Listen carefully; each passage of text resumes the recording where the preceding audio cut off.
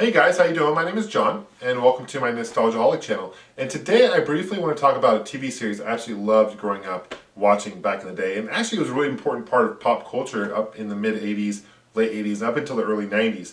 And that is ALF. This particular guy I got as a Christmas gift back in the day. And initially it came with a voice box where you would squeeze the stomach and he'd talk and have some lines and stuff. I'm not sure what happened to the voice box over the years, but I do still have my ALF here. And this is my wife's. I found it at her house as well. This is a hand puppet ALF. And in case you guys didn't know, ALF actually stands for Alien Life Form. It was a TV series on NBC and it aired from 1986 up until about 1990. So only went about 4 seasons, 102 episodes. It is syndicated today. And the whole story is, this guy's actually name in the show is Gordon Shumwell.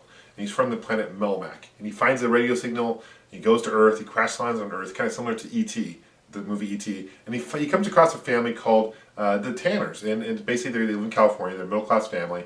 There's a mom, there's dad, there's a teenage daughter, and a son. Now later on in the series, they would have a baby in the third, fourth season, and the reason they did that was because the mom in real life got pregnant, so they decided to add a baby in the mix. But he found the Tanners. They had to keep them secret because there's a big U.S. military division of the alien task force that was going after ALF, and he has to avoid them and all that good stuff. So it is a comedy. There's some neighbors involved. It's a really funny show. It is on DVD in case you guys check it out. And like I said before, it is syndicated.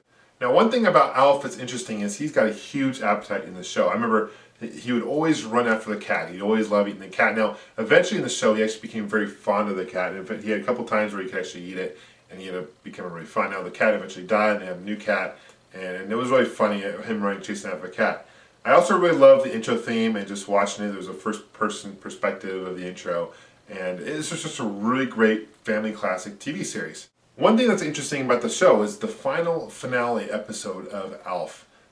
Basically, he got captured by the alien task force, and this is kind of where it makes it interesting. There was a cliffhanger, and it was supposed to be to continue. It said to be continued, and they didn't end up having another episode after that. So for those who are watching ALF, they were disappointed because he got captured and there was kind of that cliffhanger and they didn't complete that. However, in 1996, they did have a made-for-TV movie on ABC called Project ALF, where they kind of wrapped up that part of it and they brought all the cast back and they did that. So it was nice they had some closure.